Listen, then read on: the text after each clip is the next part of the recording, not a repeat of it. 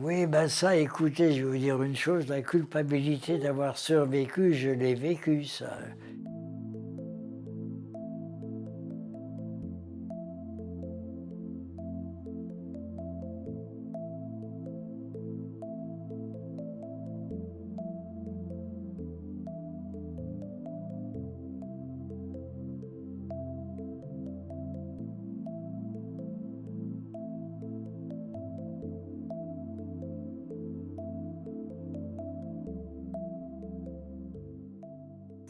En fait, dans ce convoi 73, on est dans le wagon, il y avait des déportés qui se trouvaient près des la lucarne, qui regardaient, qui voyaient qu'il faisait chaud ce jour-là, il faisait une chaleur impossible. On ne pouvait pas la supporter, c'était le 15 mai. Hein. Et ceux qui étaient près des lucarnes, ils voyaient que le train s'arrêtait souvent parce qu'il fallait réalimenter la locomotive. Et c'est comme ça qu'on a su qu'on se dirigeait vers l'Est. Mais on ne savait pas où on allait. Et on a voyagé comme ça pendant 3 jours. 3 jours et 3 nuits. Et nous arrivons à Kovno. Kovno, que les Allemands avaient débaptisé et qu'ils appelaient Kaunas pour donner une consonance allemande. C'était la deuxième ville de Lituanie.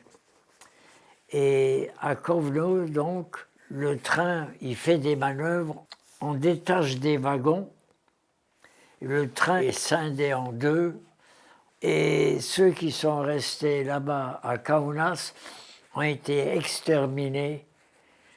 Dans les semaines qui suivirent, ils ont été exterminés. On est transférés dans la prison de Tallinn. Tallinn, c'était un port, hein. Et donc, nous sommes là, je suis à la prison de Tallinn. Et puis, au bout de quelques jours, on nous transfère dans une caserne désaffectée. Il y a des commandos qui étaient constitués pour aller travailler en forêt et d'autres commandos dont je faisais partie qui travaillaient sur un terrain d'aviation.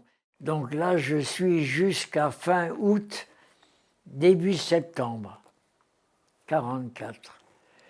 Et un beau jour, devant l'avance soviétique, on nous évacue. Et nous partons donc en bateau. Et nous sommes à Fonca, nous sommes peut-être, je ne sais pas, peut-être 2000 déportés. C'est des déportés qu'ils avaient ramassés à droite et à gauche dans les camps annexes. Et on part. On navigue 3 jours. Et on entend l'artillerie lourde, les orgues de Staline, tout ça, on entend. On n'est pas loin des combats, si vous voulez. Et au bout de 3 jours, nous arrivons à Danzig. Et de Danzig, nous partons à pied, j'avais quand même une trentaine de kilomètres à faire, et nous partons vers l'Est, en traversant l'estuaire de la Vistule, et nous arrivons à Stutthof. Tant qu'on était encore en Estonie, bon, on était enfermés, on travaillait, on a subi les sévices de l'enfermement et tout, mais c'était pas le camp de concentration, tandis qu'à Stutthof, c'était la vie concentrationnaire, mais il y avait une chose, c'est que le four crématoire et la chambre à gaz ne fonctionnaient plus. On ne sait pas pour quelle raison. Seulement, il y avait des morts qui s'accumulaient tous les jours. Il fallait les faire disparaître.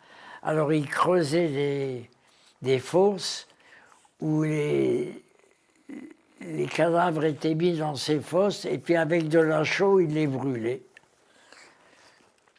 Il y a eu des exécutions quand même parce que il y avait soit des déportés qui voulaient s'évader ou d'autres.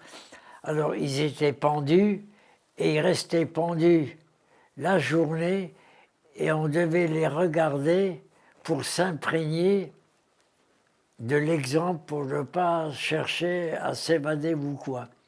Durant tout le temps d'ailleurs, j'ai pratiqué la politique de l'autruche. Je ne voulais pas voir ce qui se passait. Alors, j'étais, vous savez, le moment présent, je le vivais, et ben j'étais là, et bien, j'étais content. J'étais en vie, c'était ce qui comptait. J'étais en vie. Mais j'ai quand même eu des moments très durs, notamment en hiver. Un matin, on nous fait lever à 3 heures du matin, 2 heures ou 3 heures du matin, et on nous fait aller dans la salle des sanitaires, et on nous fait tremper notre maillot. On avait nos vêtements de Paris, nous. Hein. On n'avait pas de vêtements rayés, on avait nos vêtements. Il y avait un liquide détersif qui trempait là. Il fallait tremper son linge, essorer et le remettre sur soi. Et on nous fait aller se coucher, comme ça. Et le matin, les appels n'en finissaient plus, vous savez. On était complètement déshumanisés. Il fallait dire, il fallait pas, son nom, on ne connaissait plus notre nom. On avait un numéro. Moi, mon numéro, c'était 80 409. 80.409. C'était mon identité depuis qu'on était à Stutthof. On fait la marche de la mort. Ça, c'est donc en janvier 1945. Il y avait une espèce de confusion totale. Les Allemands, ils nous encadraient toujours, les SS, et nous partons à travers la forêt. On a mis 10 jours, on a contourné Danzig et on est remonté pour nous soustraire au regard de la population. On nous a fait passer par la forêt, par des endroits désertiques. J'ai mis une dizaine de jours pour arriver dans un camp, un ancien camp des jeunesses hitlériennes. Et on est dans ce camp donc en janvier, et on est là jusqu'au mois de mars. Et un jour en mars, les Allemands, comme d'habitude, ils rentrent dans les baraquements pour nous demander de sortir. Raus, raus, los, antreten. Fallait sortir pour répondre à l'appel. Maurice me regarde, Maurice Asselbaum, il me dit « Henri, on ne bouge pas. J'ai l'impression qu'il se passe quelque chose, ils n'ont pas la voix habituelle. » Eh bien, nous en a pris, on n'est pas sortis.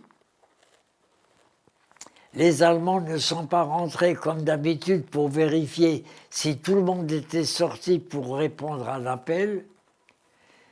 Et ils sont partis, les Allemands. Ils ont fui avec les déportés qui ont eu le malheur de sortir. Et moi, à ce moment-là, j'ai perdu connaissance. Je ne me rappelle plus combien je suis resté. Je ne sais pas si je suis resté quelques heures ou une heure. Et tout d'un coup, je vois au-dessus de ma tête, je vois une tête de Mongol. Et là, on a été libérés par les troupes de choc russes. Voilà.